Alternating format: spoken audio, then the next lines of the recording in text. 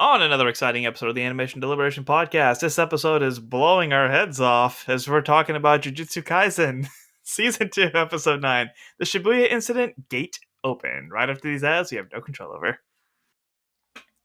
Sing along if you know the words. A 1, 2, 3, it's time for Animation Deliberation! A conversation and a celebration of our favorite action animated series, yeah! Yeah, welcome back to another episode of Animation Deliberation, the podcast where we take action, animation, and cartoons seriously, but not too seriously. We're your hosts. I'm Zahir Ali. And I am Andrew Rogers. And I think at the end of the season, I'm just going to make a compilation of Andrew's reactions to my openers. I have to keep it so subdued because of the fact that I can't say anything, but it's just going to be a lot of head shaking and like, oh my god, this because I could tell he was scheming. Just like I said last week, he didn't have to Oh, prep, I so had I was this like, one ready. something is coming for me. And I was sitting there also thinking to myself, like, how do I make this opener sound like the messy jazz that we have apparently a continued theme throughout this Yeah. season of JJK? That was a we're going to talk more about that, but that was the one thing that I was like, I could come up with a clever opener, but then just didn't want to suddenly screw up the song. That would have been bad. Yeah. Their music choice has definitely been very fascinating with that jazz. Like, I like it. It adds just kind of it adds to the chaos that already is the show, whether it being their inability to properly explain a story or their intense action scenes. But the jazz music is very fitting.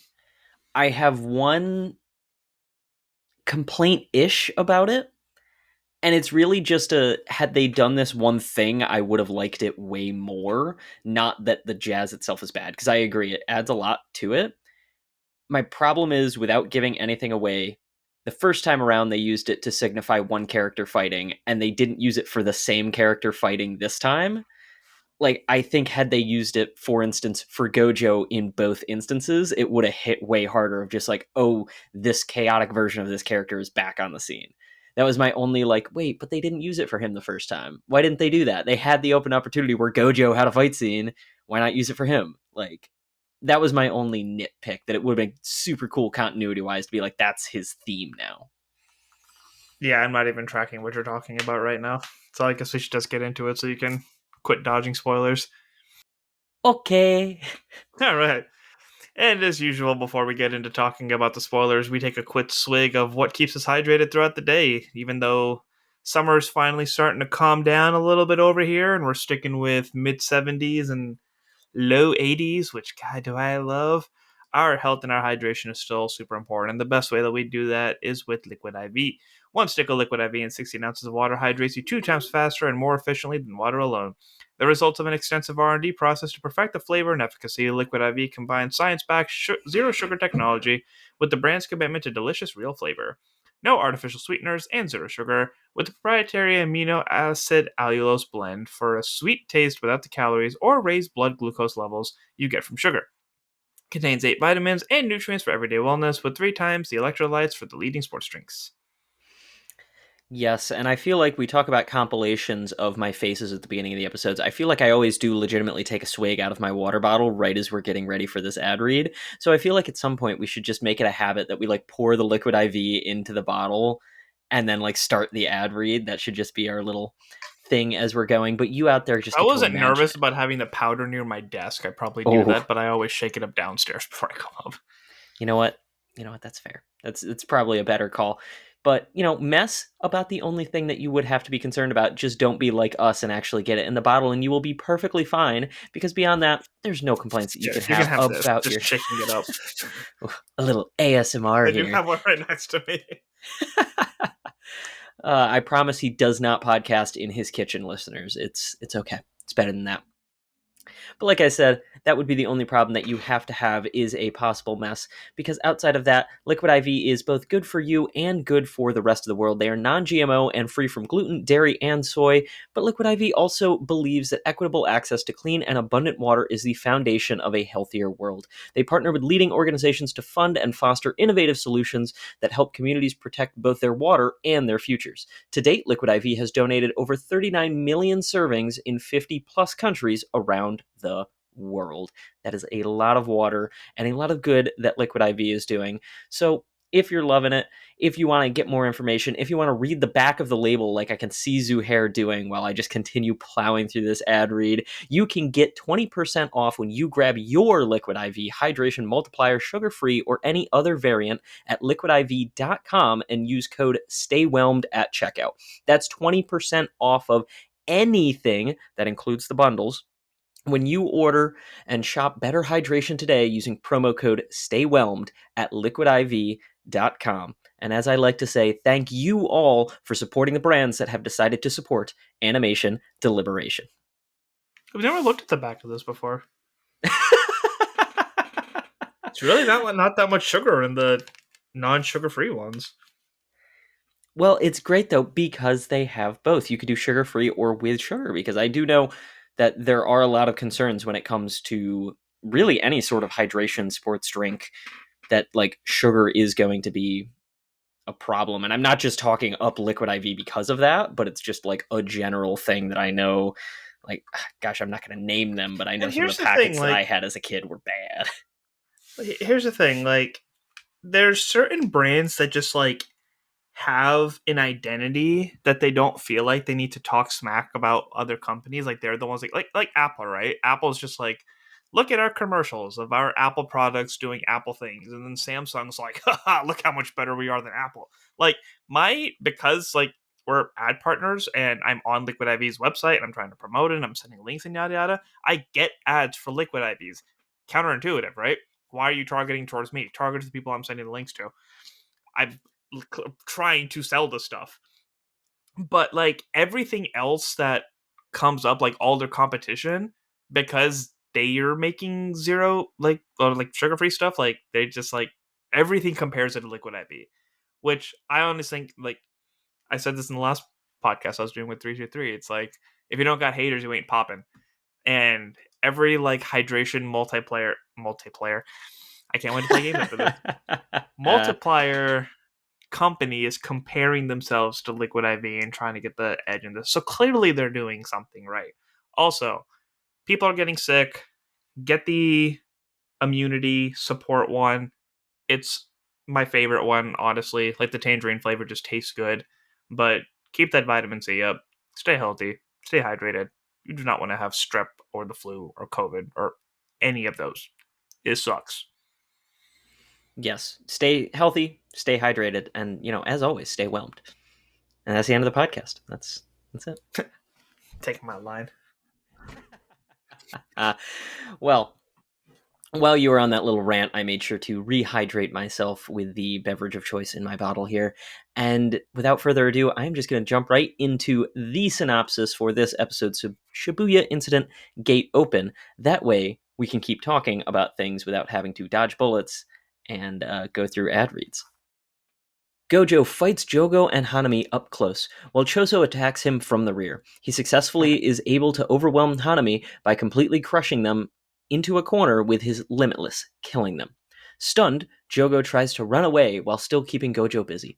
At this moment, Mahito arrives with a train carrying hundreds of transfigured humans that proceed to cause immense chaos in the subway and unleash even more he had in hiding. Pushed into a corner, Gojo releases his domain, Expansion Infinite Void, but only for the span of 0.2 seconds, in order to protect the civilians as best as possible. He uses this time to take out the 1,000 transfigured humans, however significantly tiring him out in the process. He is then confronted by the prison realm, but before he can escape, Geto greets him, shocking him as all their memories come rushing back to him. This allows him to be caught off guard, and the prison realm traps him. Gojo confronts Geto, knowing that he is an imposter, causing, quote, Geto to undo the stitches in his head, revealing another brain, and that he is an ancient sorcerer who stole Geto's body to use a curse technique for his plans. Meanwhile, a Mechamaru-like earpiece suddenly attaches itself to Yuji, alerting him to Gojo's current fate. All right. So most podcasters have show notes on topics that they want to discuss. We are not that responsible. So I'm just going to lay out some big things here that I do want to talk about. So Whoa, hopefully whoa, we get to whoa. them at some point. You didn't share it with me, I, it doesn't count. I don't want to hear nothing about You having didn't no share it with me, notes. it doesn't count. they're and you're handwritten chicken pixelated, so scratch. I just see paper. So you don't share it with me, it doesn't count.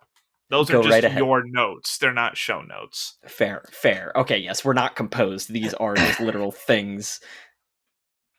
And of course, maybe lose my train of thought with that. All right, couple things I'll get out real quick. The beginning of the action sequence was awesome. That was definitely the highlight of the episode. The reveal was interesting, but I've gotten so numb to like how frustrated I was last episode that I was like, "Oh, interesting, cool. That's cool." Um, in terms of pacing, I liked how this went. That actions explained descriptions. I didn't have to rely just on descriptions, which was a big fault of the last episode. And yeah, I kind of lost everything else I wanted to do, but Mahito is just an absolute piece of shit, and he just makes me cringe all the time. Um, You didn't like his entrance? Just jumping off the no, train. like just like he's just Hello. he's such a well written character in the sense like I hate him in that regard. Oh, okay. I thought you Like were getting like irritated. I was as like, like no. being dived into it, like I just hate him. Like like the way that people describe the Shibuya incident. I don't know if like this was the part that was making people sick, but it made me very uncomfortable when that train rolled up, and I was just like, "Oh no, I know what's gonna Mm-hmm. happen. I don't like it." And then like all of them came out and just started like attacking those people. I was like, "Yeah, that makes me really uncomfortable. I don't like it. Make it stop." Honestly, as much as I agree, Mahito is like skin crawlingly bad, but I do adore the comedic way that they Yeah, act. I think Choso was the one that truly had my skin crawling this episode, though. That, like, yeah, any of the blood fight techniques throughout this episode were just like, oh my god, they are not holding back. This is like, I thought this was it. I thought there was going to be no humans left up to this point. Like, they were just going all in on that fight yeah. scene. And I shudder just like remembering everything that I have seen because it has gotten it's gotten intense. It has gotten bloody. It has gotten. I will say, we talked last week about how manga readers have hyped up the incident. This episode gave me a lot of what I was dreadingly expecting. Like, I Hmm. thought it was going to go this bad. And to see it finally come to fruition, I'm like, nope, this wasn't overhyped. We still have many episodes left. Oh my God. Yeah, Like, a lot of it was just great in the most horrific way. It's almost like watching a horror movie. yeah, and like I said, last week's episode, like it was just all talk, but it was they don't do a great job of explaining things. So when they were doing too much dialogue, like it was irritating me a little bit. I think this because one of my complaints was the hand to hand combat. Like we've seen what he does with close range, and Yes. they actually made a point to mention that. They actually made a point to show how much Volcano Head is hiding behind people. They made a point to point out that like Gojo understands that a lot of these people are going to die, but he doesn't want them to die by his hand. It's different if the curses kill them. So it's like ethically like none of it is right, but like that set up the situation more. And had they explained that better last week, I probably would have appreciated a lot more. But that derailed trains. That derailed me where this is like kind of getting me back on track. So it's like they had their highlights of things that I just appreciate about the show, but now I'm just at this point of tempered expectations that like every now and then I go to the overwhelming of excitement phase and then just kind of like mellow back out, which is why things like the Gato reveal was like too mind blowing. I was just kind of like, oh, that's cool. Yeah, that makes a little more sense because we were wondering if how did he survive like Gato killing him or Gojo killing him point blank. So definitely interesting. Yeah, I was just kind of reeling through the whole episode because, like I said, it was so overwhelming. But yeah, the Yo, the him ethical. wiping out Hanami though. Oh Whew, my god! whew. Literally, I have in my notes, not abbreviated. My notes just have the word Hanami effing died. Like that is just the first thing written on my piece of paper. Is just that, and I'm like, oh Nah, she's my god, just removed from existence. obliterated. Like that was.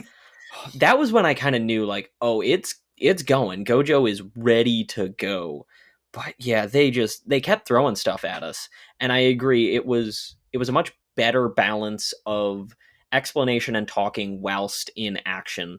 Like, I think a scene that really stands out to me. I mean, all of it stands out to me, but the moment I where they sorry. dropped the humans on Gojo, and Yeah. then it was like, oh, his scales are imbalanced. Suddenly he has no idea how many humans are here, how many humans are dead, so he doesn't know like what is really at risk, to just truly show he has been contemplating it this whole time. He knows that some people are going to die, but it's the idea that, well, a couple might die, but if in the process I can save everyone else, it's going to be for the better overall for all of these people. Now you have no idea how many people you're saving or how many people you're putting at risk with any given move that you do. And I didn't know what was going to happen. And then, gosh, then the freeze frame of their three faces, like, wait, is this about to happen? I was like, no, Gojo did it. He infinite. No, like, I was legitimately like saying those words at my screen, which I'm not usually vocal while I watch things like this. And I was actually Hmm. vocal, like, no, Gojo didn't. Like, oh, it really, really worked for me. Yeah, I had a couple of, oh shit, that was about it. That's fair. What did they say? They killed 1,000 transfigured humans, and like they specifically said 299 seconds. Correct. And I'm really curious. I didn't have the time to scrub through. Like, is that how long that little monologue took of like Gojo running around and them explaining his power? Was it 299 seconds? Because I that would have hope been not, because I rad. felt like that was too long. Maybe. I don't know off the top of my head how long that is. I don't. That's like 5 minutes. I don't know if it was actually 5 minutes real time. All right, so 120 seconds is 2 minutes, so 240 would be four. Yeah. So it's like just shy 300 of would be five. about five. Yeah, it's like Yeah. 4 minutes and some change. The 450. 299. Yeah, the 299 feels like it has to be significant. I did also write that down, but I have no idea what the significance of it would be Yeah, off the top of my head. and then Gato specifically says like in his head it felt like a minute. So I'm just like, well, they needed him to be like within a certain range for a minute. Yeah, that was the whole. Um, That was specifically to trap him in the prison realm. He was standing there for a minute. do you think the prison realm was just another like special grade curse? That's what it feels like. I was very much expecting like basically a I thought it was a domain domain expansion. expansion. Yeah, it Yeah. was going to be something like that he was kind of trapped in. I was almost imagining like the end of What If, when Doctor Strange got trapped in the like little crystal universe because there was nothing left for him. I was expecting just like an empty void similar to that Gojo was going to be Hmm. stuck in. Yeah. But Yeah, I yeah, thought he was going to be stuck in like some version of hell, but we I had never seen Gato's domain expansion, so I guess it was well, just supposed to be like, this is the reveal. What's his domain expansion? But that doesn't seem to be the case. yeah, that's very much what I thought it was going to be, but that's the lo and behold big reveal is it's not Gato. And we talk about how amazing foreshadowing is. Hmm. This is the exact opposite, and I love this. Like, you have to play your cards right to blindside me like this. I don't know what those cards are, but they did it. Or I should say mahjong tiles. Who knows? But the fact that like Gato has been behind the scenes, and I didn't even register until watching this episode that Gojo had no idea he was the one behind the scenes for the last season. Like, I kind of thought someone knew, but to have that moment and then just have the rug entirely taken from under you, it's not actually Gato. Doesn't matter we got Jujutsu Kaisen 0. It doesn't matter that we had the entire hidden inventory and premature death arc where we got the explanation of Geto. That wasn't him. None of that matters anymore, and for some reason, I don't care. I'm just like, this is amazing. I thought we learned about this character so we could get their backstory and motivation, and now instead it's like, nope, it's the Teenage Mutant Ninja Turtles villain that's a brain. Like, he's just hanging out here. Pinky and the brain, brain, brain, brain. Um, yeah, it's definitely interesting because there was a lot of it's not time for me to unveil myself yet. We didn't know what his powers were, why he was there, why he was a bad guy. we didn't get any of that until Jujutsu Kaisen 0. Right. So that was kind of big to be like, okay, what is this dude really about? Just to be like, oh, it's not even him. He actually, we literally watched him die about a year and a half ago. Yeah, and I think it was just like, oh, we watched him die. He's going to come back. That's why he's out for Gojo. He wants revenge. And then there were the lines in um the hidden inventory arc where it was like, oh, are you powerful because you're Satoru Gojo, or does being Satoru Gojo make you powerful? I was like, And it's oh, not he's even a gonna. revenge. He just wants his goal of destroying all non-sorcerers. Yeah, He's a but muggle like hater.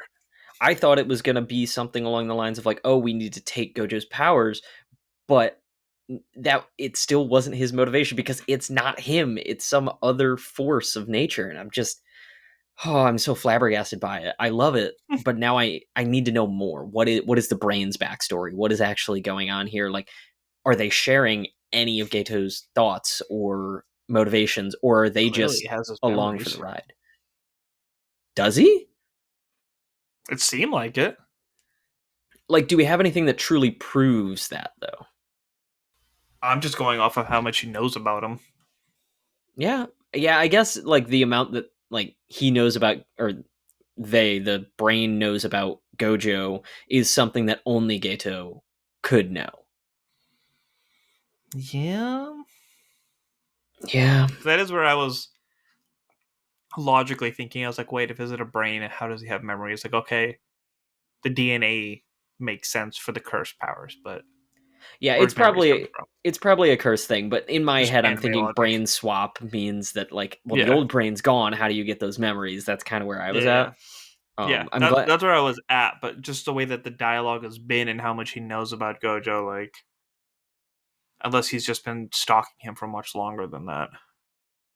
Yeah, it's funny because like there is absolutely no logic to why we both assumed, well, brain swap means no memories, because there's no real precedent. That's entirely fiction to swap out someone's brain at all. But we were both there. Like, yes, these are the rules that have been Bro, I set grew up out. on Naruto. They would just pluck out people's eyes powers and just like put it right in their head and be like good to go, like nothing happened. So it's like, Mhm. okay, Speaking of sure, let's just pop a brain in like that.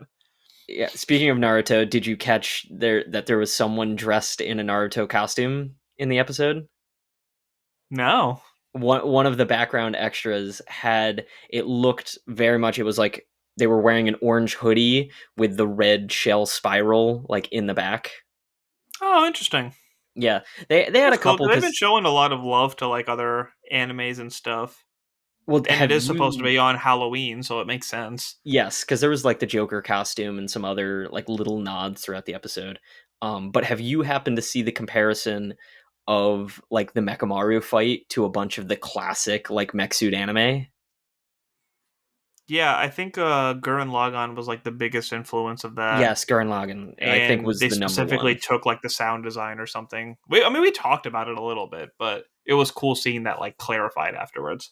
There were just like some pure side by sides that were like, oh, this was Hmm. totally an homage to that, as opposed to just like a influence. Like it was properly different. Um, I mean, you say it. Speaking of Mekamaru, like we have confirmation. Either well, he's alive. I want to think he's alive. I don't want to think that that was just a recording that he sent off in this little device, and Well, he it just has couldn't like be. robots doing his last bits. Like I really want him to just be alive, but Well, it can't be a recording. That much is for certain, because like what he told Itadori was specifically what was happening to Gojo in that moment. So he has to have some knowledge of what's happening. It could, however, be like an AI backup within Mechamaru or something like that. Like I guess it might not because he's really necessarily be freaking alive. smart. So maybe he just figured out the plan and recorded it, and he was. That's why I said, "Listen to me for once in your life." Gojo's in the prison realm. Like, what if he like realized that, recorded it, and sent it off before he? Because like, you know how on other animes we pay attention to the opener a lot. Yes. I've been paying Is attention to the opener a little more, and there is a lot of just like Miwa crying, and we saw that relationship that she had with Mekamaru towards the end of those episodes. Now I'm just like, I don't know what to feel. I need confirmation he's alive because now he's like extra badass, and I like him so much more than I did before. He's more than a pitching machine, and I was just about to say it. I need it. I need it. Yeah. Don't be dead. Well, I mean, it seems like we're gonna have many returning characters because we had the first name drop in a while of Yuta, and basically acknowledging the events of Jujutsu Kaisen Yuta. Zero. So I'm wondering if that's all going to come back around. That like the characters that played a bigger part in Zero, Yuta and Panda and all of them are gonna like kind of team up and be like, all right, well, we did this once before. We helped Gojo out. How can we help him again? It's gonna be that class's reunion. Basically, yeah. Yeah. I don't know. Because the last time we saw Yuta was at the end credit scene of Jujutsu Kaisen Zero, so we Yeah. know he's just like in a different area Well, entirely. we have, I believe he's been He's name having dropped trouble. in the first season at some point. Like we know he's Yeah, still that's why I alive. was saying that I loved watching the movie before I watched the show because of how much season one talked about him before that movie ever came out. Like they talk about that story and that incident and him as a person and how Tojo wants to fight him and like all that stuff. And because I watched the movie first, I was like, I know exactly what you're talking about. There's no mystery here. I love this.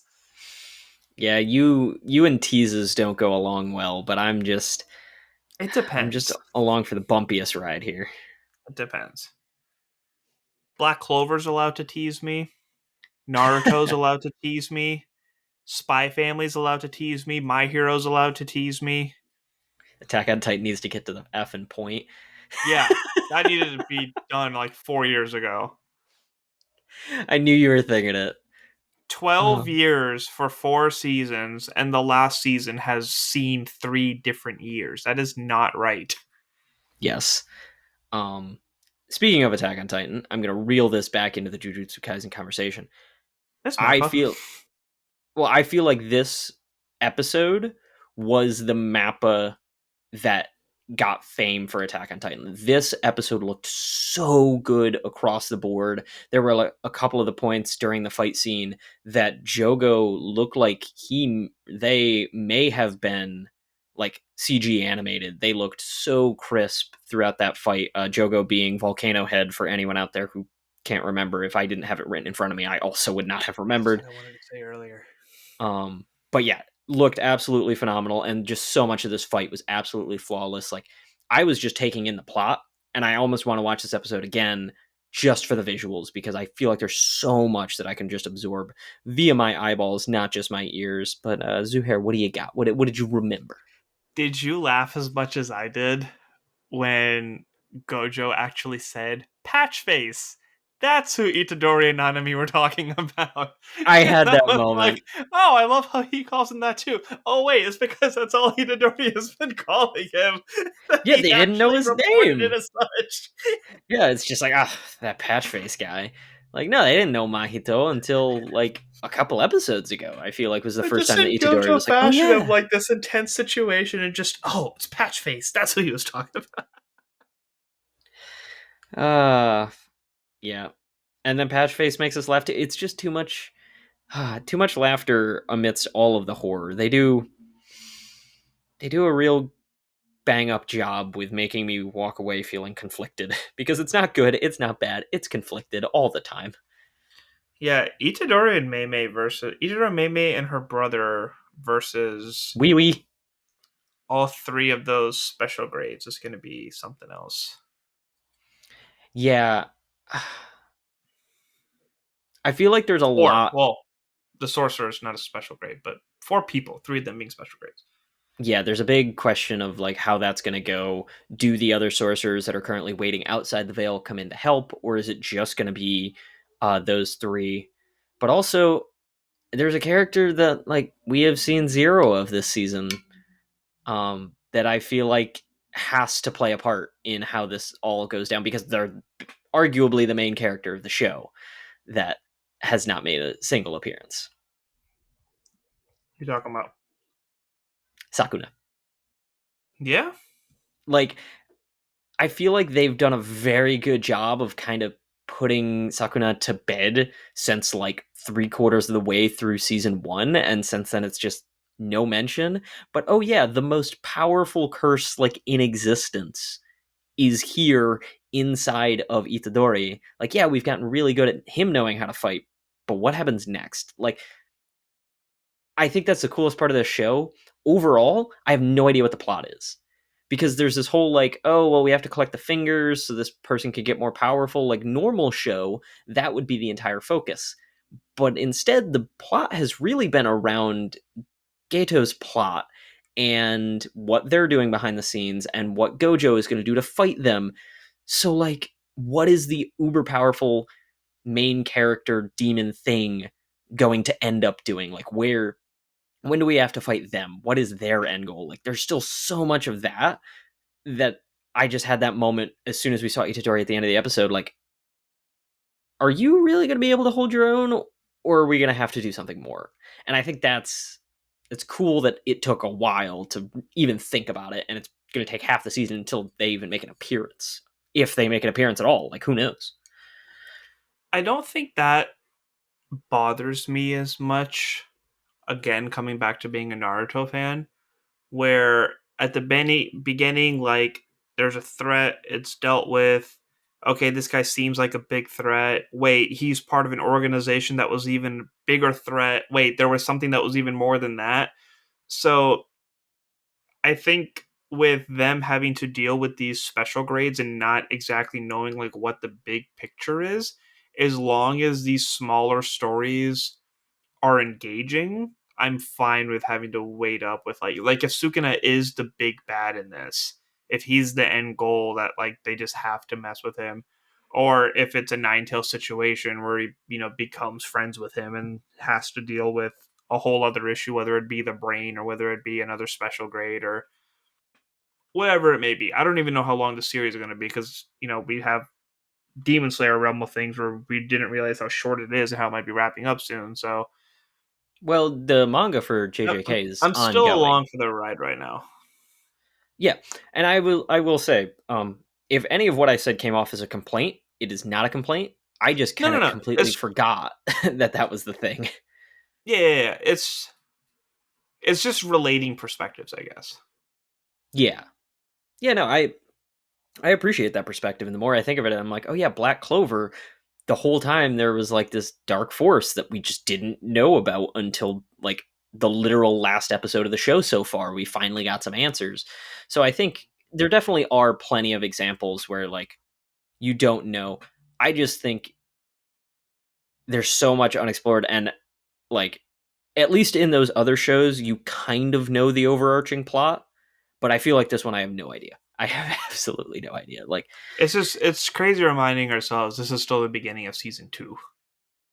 yeah, this show feels monumental in scale. I feel like I have watched like 4 plus seasons of a TV Mm. show with how much has happened, and yeah, it's like less than are we still less than halfway through season 2 right now? 18 plus 5 is This was episode 23. 9. Yeah, we're getting Episode close to the halfway point. because there are 11, 12 is the 26 halfway point. 23. or 23. Okay. So yeah, we still have so much ahead of us. I don't know what you're going to do in November when I'm out of town for 3 weeks, but I know I'm going to be watching it during all of that. You better learn your time zones and get on. Japan to East Coast is an exact 13 hours, so I don't think that's going to happen. You better make it happen. I You will got be. me to start watching the show. You I need to did get live you up to to start your end watching of this this. show. This show's too good. That's all that it is at the end of the day. Because oh my god, this might be one of the best episodes the show has had. Like so much happened. It was crazy. It was fights. It was explanations. I'm Yep. left reeling at the end of it all. We watched basically main big bad die like it was nothing. Main big bad die. Kaito? Hanami. Oh no, no, not okay. Yeah, like Hanami was like a major player in season 1. Like took a Yeah, lot of effort to defeat and then just absolutely ousted. Like yeah. that's That absurd. that build up to just him. It's like you guys are making me use my powers and just squished her into the wall. I was like, oh. The That was smug cool. look of like, can you handle this? Are you really sure this is what you want to do? Well, just Volcano Head's like, hey, look over here. He's like, nah, I'm not done with this one yet. yeah, that I was happy, but also surprised that like I thought Jogo Volcano Head was going to like burn the humans to really get his attention. I'm surprised he didn't go through with it to try and get Gojo's attention, but I don't think it would have worked. I think he was just on a mission to be a more badass version of Gojo. Yeah.